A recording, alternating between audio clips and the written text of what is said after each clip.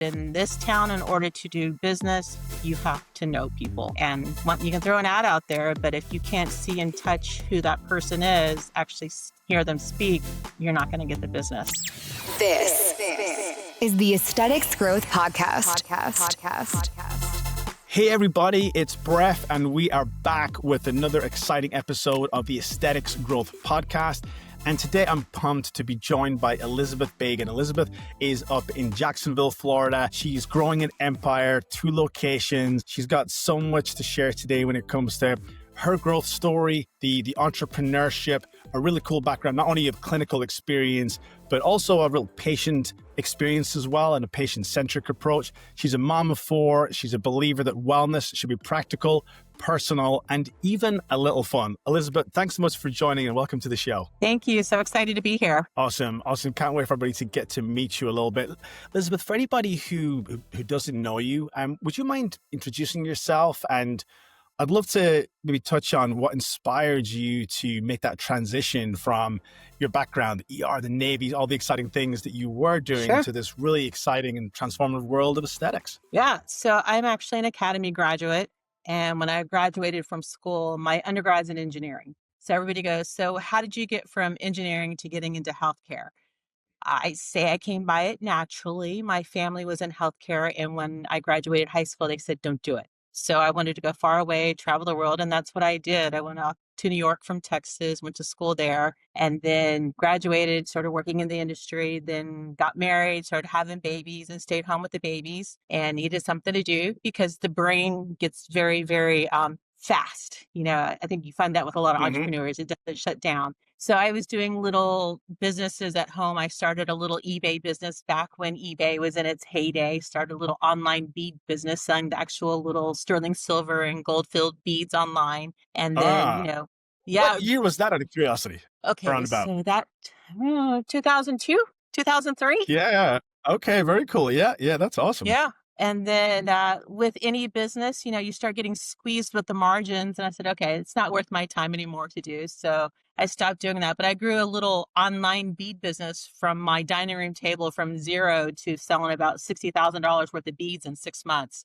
Yeah, back in 2002. That's brilliant. Well, that's so cool. I love that.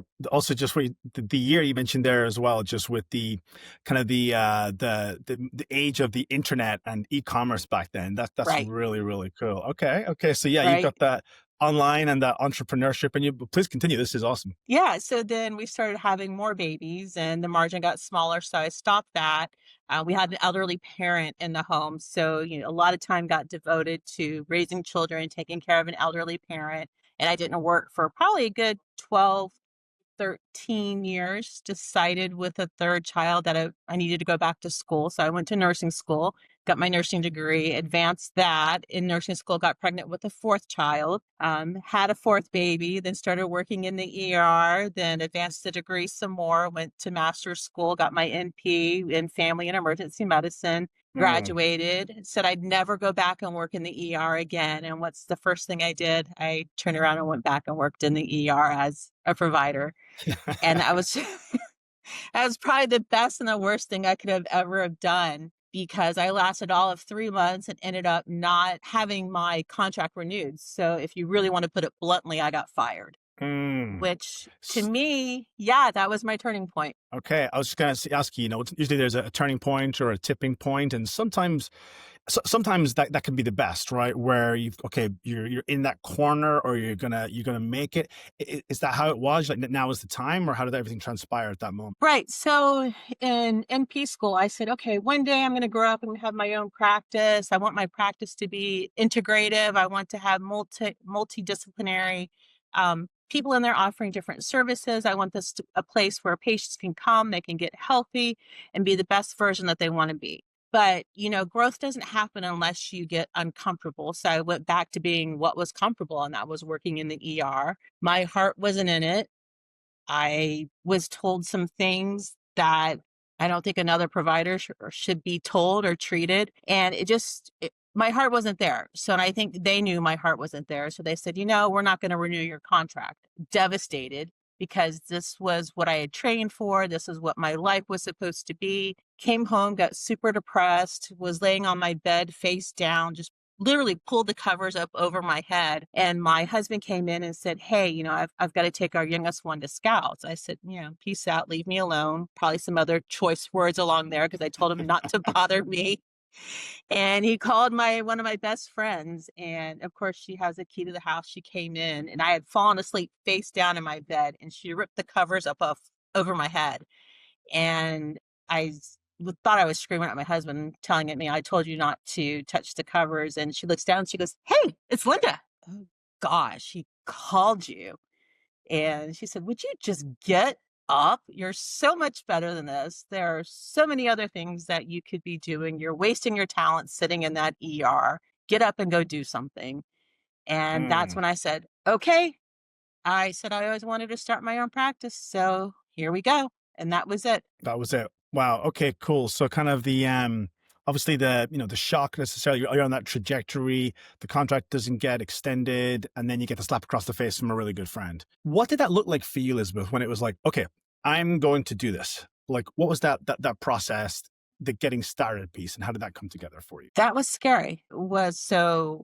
Essentially stay-at-home mom now again, no great income coming in from the ER, living on my husband's salary, which was fine. So that meant starting my business cost me $700. So I scraped together $700. And then, of course, having children at home, we have a change jar, the old apple cider jugs, with the little glass Mm, handle little thing, filled probably about indeed. halfway up with change. So I went and dumped all the change, turned the change in, and started my business with $700 in a change jar. Wow. And yeah, and that was, "Okay, well, we're just gonna figure this out." And you'll probably talk to anybody in healthcare. You don't go to business school, so nobody tells you and gives you the recipe book how to do this. So you just figure it out.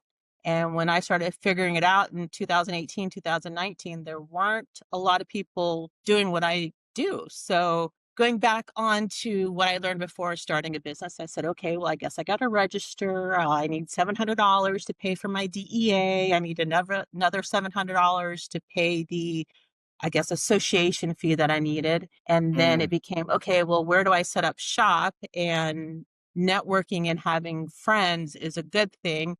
He said, "Oh, hey, this guy over here, he's got a chiropractic practice and he leases out rooms. Why don't you go talk to him about leasing out a room?" So I started affectionately of what I call the closet. It was a small room that I shared with a massage therapist, and I had one little cabinet with a padlock on it with my things in it. And that's how it all started. amazing, amazing. 2000 2018. So we went for it. You 2019. got Yes. 19, July 19. 19th. July 19th, Okay. 2019. Now, kind of what you're talking about there. So it's bootstrapped. You're doing it. You get the space, and seems like a smart move because you've kind of got some referral partners going on there like immediately. So that was intentional? You're going to get like the right space. Would love to the fact that you had an entrepreneur inside and some business acumen. Elizabeth, maybe talk us through that, like, why you started the way you did and how that kind of evolved. Right. So I had read, you got Facebook, you've got Facebook groups. I had been told by other providers in the industry, "Oh, you need to work for a long time, save up a ton of money before you ever decide to go on your own." So then that makes me think, okay, is that because they don't want me to leave my current situation? They don't want the competition to be there. So I knew I didn't want the debt. I knew I didn't want to go and Mm, take out 50, $100,000, $200,000 loan and try and pay that back. I just had done some research and, people said, bootstrap it, just go for it. You don't have to have all the pretty toys, all the shiny things at first, and you can just figure it out. So I started joining networking groups such as the Chamber of Commerce. I joined some other networking groups, started what I call praying and spraying, passing out business cards. But really what it was starting the conversation. Because like you said earlier, it's about building that relationship. Nobody's going to send you a patient. Nobody's going to refer to you until they like you and trust you. So mm-hmm. that was my whole thing was, okay, I may not have a ton of money to advertise, but I can definitely build credibility and my reputation in the industry and in the community. Awesome. Right. And that's talk about doing it the right way with the right foundation. I don't, the world has, changed maybe in those, 7 years. I think sometimes perception, and we live in a world of instant gratitude a lot today. Right? Sure. And what you've said there, you did things the right way. You established a base. the location, you're getting yourself out there in the community. We'll talk more about this, I think, but when it comes to some of your colleagues or people that are maybe getting into aesthetics or opening a business today, there seems to be that perception that I'm going to hang my shingle, I'm going to like throw money on ads and grow instantly. But I don't think it was that way for you, right? Like, you started No. in 2019. Maybe you could talk a little bit about that need to, number one, make a connection with people in the community like you did. And you've also got to stay in the game, sort of perfecting your craft a little bit too, right? Exactly. So when I first opened, I started with hormone replacement therapy. So not a lot of Mm. people doing HRT at the time. Since then, the attitude of HRT has changed. It's become more acceptable. But back in 2018, 2019, when I first started getting into it, it's almost still quackery. Oh, you're gonna cause harm. Showing the credibility, like I said, that, hey, I've done my research, I've been educated, I've been specially trained. That gives you credibility with folks and people out there that are going to trust and refer. And then you said, as far as getting out there, and other colleagues just hanging a shingle, it's great. You've got credentials. You went to a great school, but if they don't know you, nobody's going to send anybody to you, because especially in my town, it's a relationship town. It's a trust-based town. We're in Jacksonville, and geographically the largest physical city in the country, but it's still a small town. So other towns may be different, but in this town, in order to do business, you have to know people. And you can throw an ad out there, but if you can't see and touch who that person is, actually hear them speak, you're not going to get the business. It seems really easy to throw ads out there and not do any work, but it's work. You got to get out there. Boots on the ground. Hey, so a quick message, don't get right back to the show. This episode is brought to you by ClinicGrower, my growth marketing agency that helps medical spas and aesthetic practices to scale sustainably with multi-channel marketing, with smart automation and real-world conversion strategies. Now, I know that might sound a little bit vague, and that's because growing your business isn't really a one-size-fits-all formula. Every practice is going to be different, and so should your marketing plan too. So at ClinicGrower, we offer a completely free marketing audit, a growth plan, that's customized for you and for your business. This is going to include a full analysis of your current presence, your current marketing, your local competition, and also a roadmap, a growth plan designed to help you to attract more high quality patients and to increase your revenue and to grow your business. So if you want to scale with clarity and confidence, just head over to clinicgrower.com/schedule to book your free consultation. That's clinicgrower.com/schedule. Now back to the show. I feel like we're going to have a short of what you said right there, and people will need to watch it again. It is work. Growing any type of business is work, right? And I feel like we do live in that world where it's, hey, and this is maybe through influencer ads that people get shoved in their face through social media and things like that, and different methods of influence. But 100%, you've got to have that foundation. You've got to connect in the community. And I'd love to maybe hear how you continue to do that, because at the center really of what you and the team do is there's the elements of being real, authenticity, that connection. And, was that intentionally built? Or I'd love to maybe hear from you as far as, how you did that with just you, and then you've grown a team and you've expanded into 2 Right. locations. Yeah. So I wanted people to know me, not necessarily as the girl next door, but I kind of am the girl next door. I'm down to earth. I wanted people to know it's easy to speak to me. I think when you start getting initials and credentials after your name, some people think you're separated. You're in a whole different world, that you're unrelatable. And I wanted from the very beginning for my patients and for, my colleagues out in the community to know I'm approachable. You can speak to me. You can talk to me about anything. I used to joke when I first opened, one of my taglines was, I handle all things TMI, which, people laugh and they giggle, but it also gives that sense of, hey, I can come and talk to you about things. And I think part of my experience of how I interact with patients and people out in the community stems back from being hospitalized about 12 years ago. I was really, really sick. I was in my home hospital, gravely ill, didn't know which way I was leaving, in a body bag or am I walking out of this place. And what surprised me is that I was with my own people. I'm with my own nurses, my own physicians, my own staff in my own department through the ER. I wasn't me anymore. I was a number. I was a disease. I was the patient down in so and so. I didn't have a name anymore. And I was in my own hospital. So you think, I'm amongst my peers, I'm amongst my people, that I would have been treated differently. And that's not the case. And when I went through that, you when you're really sick, you start to beg and bargain, with whoever, with God. God is my higher power, whoever people, bargain, think of. You start making deals. And one of the deals I made was I'm going to make sure that nobody ever feels the same way I did if I'm the person taking care of them. So I think that's what changed how I treated folks in the ER, probably why my heart wasn't in it anymore. And that's how I changed how I interact with individuals and with patients because nobody listened to me. I was a patient number, and I don't want patients Mm, coming to me thinking that they're just another person in the assembly line. right, right. Wow, yeah, that's profound story. And really, I think at the center of that, then, whether it was before that point, Elizabeth, it certainly was crystallized after. It seems like there was really identity born for how you wanted to conduct business, do things the right way, do things the personal way. How did you bring that together and channel it, especially as you bring team members on board and you get them in on the mission and the Sure. vision, and you have to systemize things? I'd love to maybe hear a little bit more about how you did that, obviously, to scale the business. Yeah, definitely. So going back to my ER days, if you talk to anybody that works in an ER and healthcare setting, there's usually a huddle, the meeting before Yep. the shift starts. So when we start our day, before we start our shift, so to speak, we have our team huddle.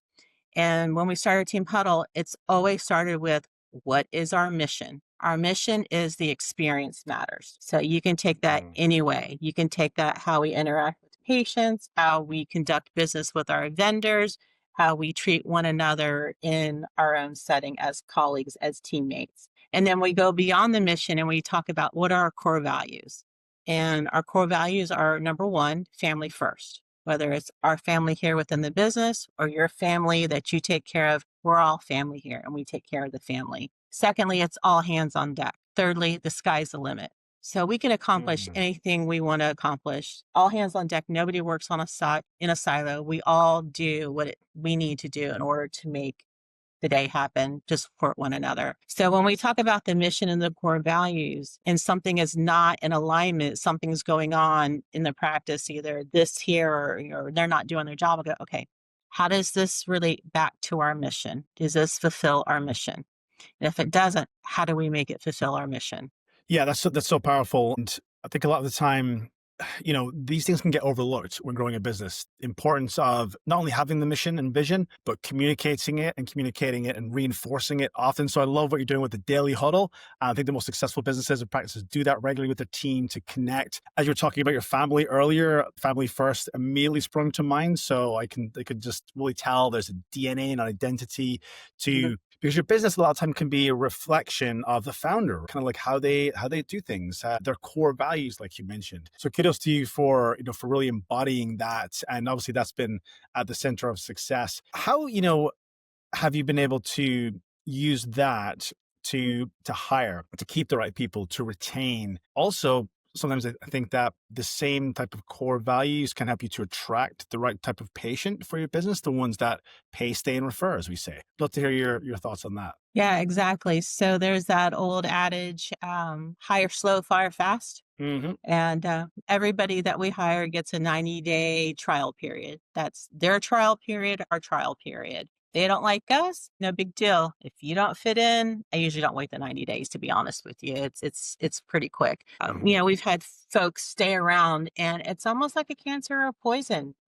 I don't do drama. So, when there's that little angst, there's drama. And, I get that thing, in the back and, you start to feel it. And when that cancer leaves, you can just feel this whole cloud, this whole weight is just lifted off and everybody's so much happier. And then you start to realize that you start to grow. Yes, there's probably service recovery things that you're going to have to do that was involved with that particular person, but I tell you what, you can go so much faster without the extra weight on. It Mm. so that fits into it. And in any interview process, I always talk about our mission. I talk about our core values. And you can tell right there whether or not somebody agrees with that or if they're uncomfortable. And if you start to look at body language and there's anything uncomfortable, it's a no. Right. Right. 100%. Like everything you said there, that conjures up like a feeling, right? And when you're in especially, in the business of treating people and seeing people, that stuff is so important. The body language, there's the, we kind of use a framework EOS? Does your Hmm. staff get it? Do they Yeah. want it? Do they have the capacity for it? And the things you mentioned there very, very kind of tie into that framework also. That's obviously, so you've evolved the business through leadership, through embodying the core values, hired the right people. Getting to two locations is no mean feat. There's fewer practices and business owners that do it than that don't do it than do it. So what's been the key to that expansion? Because now it's not just you, but now you've got obviously, multiple Right, locations. right, right. What's been some of the keys to success for the expansion? Yeah. So the whole trigger with the expansion. So I have a business coach. I think everybody should have a business coach or two or three. You got to have people in your corner, somebody that's not Mm, biased, that doesn't have a skin in the game. That when you come in and you're very tunnel vision going, oh my gosh, I got to cut expenses. What am I going to do? Or changing, flipping this, the language that you're speaking, what is it? The tape in your head. A business coach looked at me and said, well, why don't you just make more money? He goes, okay, so you're going to cut expenses, but what's that going to do for you? Are you making any more money? I said, no. He goes, well, how are you going to make more money? I said, I could open a small little spot, kind of like how I started in Jacksonville. There's a need down in St. Johns County. I have a lot of patients asking me the next county over, when are you going to open? Because I'm tired of driving all the way up here. And then you start looking at, okay, well, there's a ton of growth. I think it used to be the fastest growing county in the country. Maybe it's the second, who knows? But everybody wants to move to mm. Florida. And this is where they all go. And then he said, well, okay, how did you start? And I said, well, I started in a colleague's office. He goes, well, could you rent space in somebody's office? Well, what if you rented a room? What if you did this? Do you have to have what you have in Jacksonville?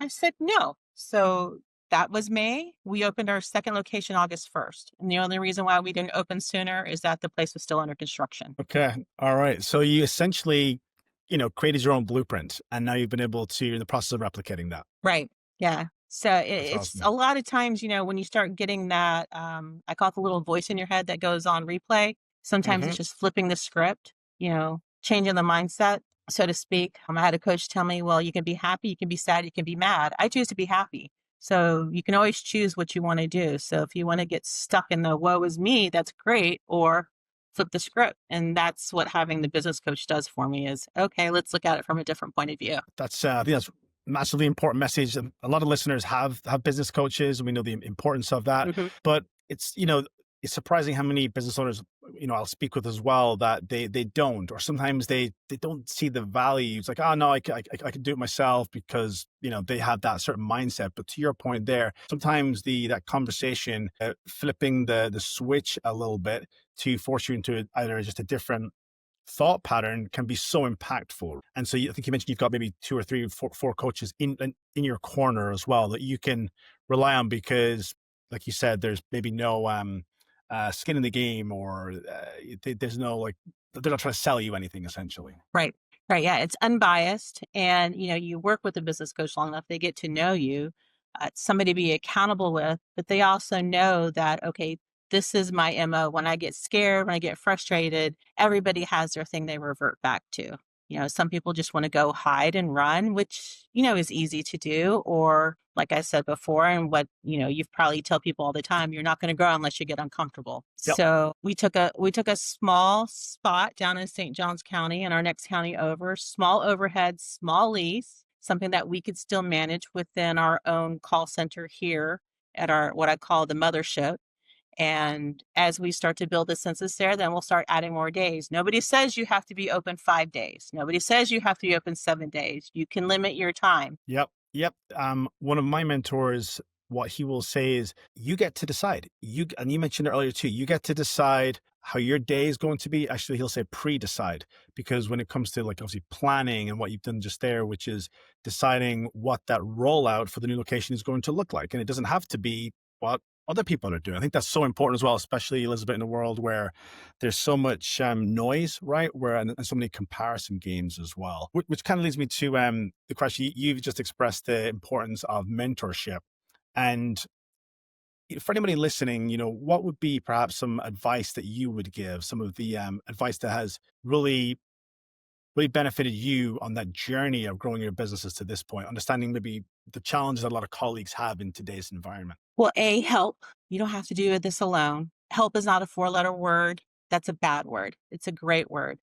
Uh, we're taught this in school, know what you don't know. But I think in our profession, being providers, everybody's looking to us for the answer. We always feel like we have to have the answer, but we don't know everything, and it's okay not to know everything, and it's okay to have people that know more than you, and it's okay to rely on them for advice. Like you said, at the end of the day, it's my decision. But man, if I have somebody else that's figured this out already, that already knows how to do it, why not tap into that? Because I don't know everything. You can do things. I have a child that likes to do everything the hard way, and I have another child who's learned from the other ones. He has a much easier time at things than going at it the hard way and bushwhacking the path. So Mm. that's the route that I've chosen. If you want to bushwhack the path, have at it. But to me, that just seems like a lot of work and wasted time. Right, right.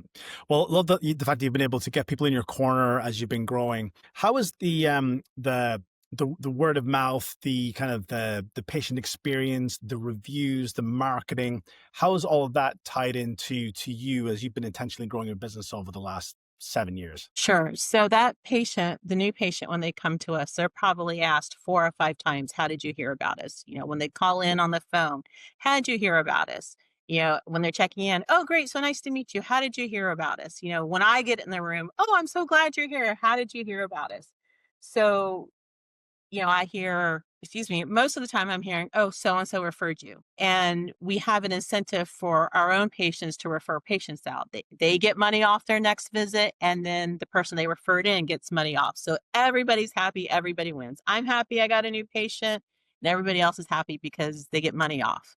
So that encourages patients to refer people. And then when they come in, if they're not a warm referral or a warm lead, so to speak, well, I Googled you and you came up. So that SEO, having the blogs, having the Google reviews, they always say, "Oh, I read your reviews and I found you, so I decided to go with you." So that's really important. And I tell you what, it's a struggle to get those Google reviews because we're so busy in there taking care of the patient, doing what we're supposed to do. My front desk and my checkout desk, they're so involved in, okay, did we collect payment? Did we get that fault? Because that's the other thing too, is that, 100% rebook rate. That's what we want. That's, one of our SOPs is at the desk, everybody has a follow-up appointment. Nobody leaves without a follow-up appointment. So that's our SOP. So they're trying to make sure they're meeting all those metrics. But then the one that always seems to fall off is that Google review. So, we're always talking about it. I try to incentivize the staff, "Hey, if we get up to this many Google reviews this month, this Hmm. is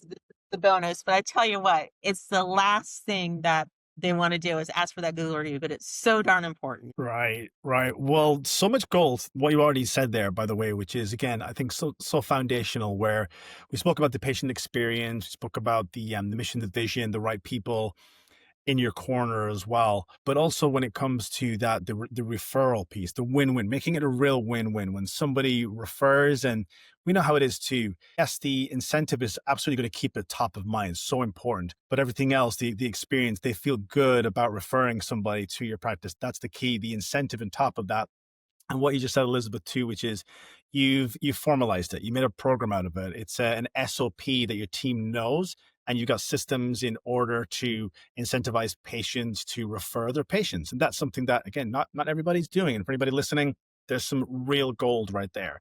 The SEO, the that digital word of mouth, if you will, the blogs, the articles, the expert, the topical authority that provides, such important foundational stuff. And again, I speak to a lot of practices that they just want to go straight for, "Hey, how much money can I give to Facebook?" Unless you have those foundational Mhm. pieces in play, you can get in a lot of trouble by just, spending money on ads too much too soon.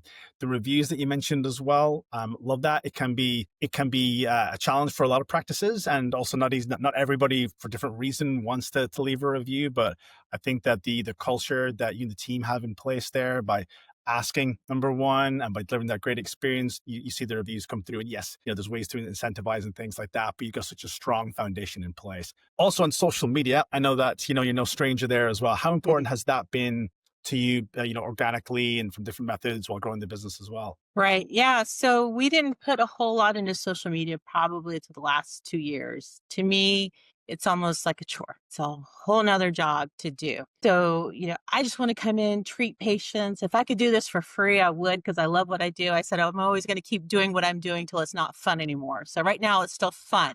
So we're going to keep doing this. But man, you add social media and you get done with your charts and you're like, okay, I got to get on my phone and post and do my thing. And then you try to streamline it to have other, I don't know, platforms preloaded in for you. That's great, but you still got to preload it to get it to Mm. send out. So it's a pain.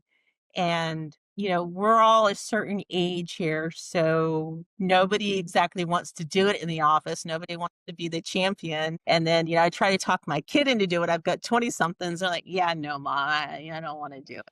But it's so important. But it's Well, I so think you've got important.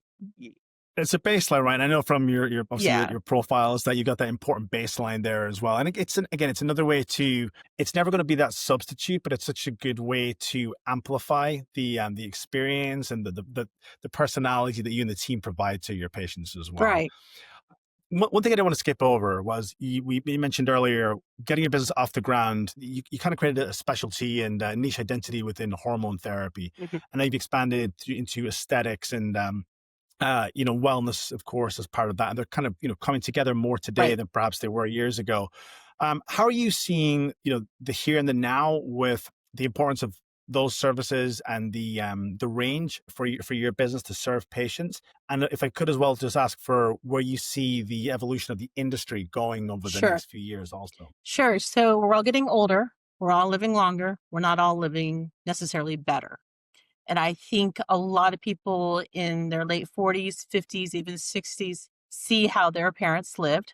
They're taking care of their parents and their elderly, grandparents, and they don't want to be that. So Mm, how they can have the cheat code, so to speak, is what I think patients are looking for. And they're not looking for an artificial way to do it. They want a natural way to do it. So yes, we all want to live better. We want to look better, but we don't want to look fake. So I think that's where the industry is going, is more of a regenerative, more natural. How can I install these different cheat codes, so to speak, so that I'm living better? Well, no, we're going to live longer, but how I can live better. Um, People are mm. active. Nobody wants to be told after a certain age, you're going to go get your rocking chair and be put out to pasture. We all want to live long, healthy lives. So I think that's where the industry is going. Okay. Yeah. Yeah, absolutely. And it seems like that, intentionally that you've obviously positioned, but just having that patient at the center of everything you do, you're in a situation where you can do that. You can, as we say, help patients to look better, to feel better, and to be better versions of themselves as well. Elizabeth, if you're up for this, I would love to, because you've got such an interesting background as well. We do what's called a Sure. rapid fire round. So Okay. hit you with a couple of different questions because you've got such Sure. a cool background. And, first question would be obsession, heels or sneakers for you? Oh, yes. Yes. So I probably have about 20 pairs of Betsy Johnson sparkly sneakers, different one for every season. But then, if we can have heels to go with them all, I'll wear them. So I'll wear Betsy Johnson sneakers with my scrubs any day. If my back hurts, I'll wear Betsy Johnson with my dress. But if I can put on a nice pair of spiky heels every day. All right. All right. Cool. Kind of like music. So depending on the mood, depending on the environment, on the situation, you're making them all work. Yes, Love definitely. that. Love that. How about personally, without assuming anything, how you grew the practice, what is your favorite treatment to perform? Favorite treatment. I love doing HRT because patients come back in 6 weeks and they're new people. They like their husbands Mm, again, they like their wives again, they've got all this energy. I'm not crying anymore. So you see this very sad person come in, and 6 weeks later, they're a whole different person. And to get that feedback, 'cause you don't get that a lot in the ER. Everybody's dying or they're in their bad health states. So to me, I feel like I'm actually doing meaningful work. And then aesthetic treatments, oh gosh. So I love PRX, which is a biostimulating. It's not a peel, but anything that where you can help the fine lines and texture and not look fake. I love that. I love Radiesse. That's my okay. favorite filler to use. Awesome. Awesome. Okay. Very cool. And how about we spoke about this a little bit earlier, but with the mentors and the people in your corner over the years, what would you say is the best piece of advice that you've ever received? Hmm. Stay humble, and don't be afraid to learn. Love that. Love that.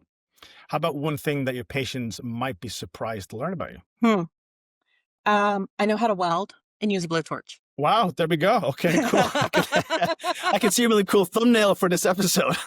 Yeah. That's a first. We haven't had that on the show yet. That's fantastic. Elizabeth, it's so cool to get to, personally to get to learn more about how you've grown your businesses through, I would say, grit, but really keeping your your most authentic side out there, connecting with your communities, leading a team with a patient customer centric vision. And for anybody who is kind of curious to maybe learn more about what you've been doing, learn more about you personally, or to connect, what would be the best way for them to do that? Yeah. So our Instagram handle is precision_medicine_wellness. Info at precisionmedicinejacks.com. And our website is precisionmedicinejacks.com. That's JAX. And there's a connect with me link on there. Awesome. Love it. And then what's actually coming up, would you say, next? Obviously, the new location, you've just got it off the ground. Obviously, kind of growth there. You've got 2 locations to focus on right now. What's next? What's coming up for you over the next couple of years when you look at everything that's happening now and where you're going? Yeah, I definitely want to grow those small satellite locations that I have. 5, 10, maybe 100. We'll see. All right. I love it. Love it. Tying right back into the core values there. Sky's the limit. That's awesome. That's Any right. other takeaways that you'd like to leave listeners with as we start to wrap things up here today? No, just keep doing it. You can do anything you put your mind to. I love that. I love that. And no matter what stage of business or life that you're in, I think that message is so important, because there's so many ways that we can impact people around us when we have the right mission, the right values, and the right connections and people in your corner. So Elizabeth, thanks so much for joining us today on the show. Really, really appreciate it. I know the audience is going to absolutely love everything that we just covered. Great. Thanks for having me. Absolutely. Hey, it's Brett here with ClinicGrower, and I've got a quick favor to ask. If you're loving the Aesthetics Growth podcast, go ahead and hit that like or hit that subscribe, more importantly, so that we can keep bringing you the best of the industry. I really want this to be impactful and the highest quality, and the best way that you can help us to do that is to hit that like, hit that subscribe. And remember, if you would like to be a guest on the Aesthetics Growth podcast, go to clinicgrower.com/podcast. This is the Aesthetics Growth Podcast.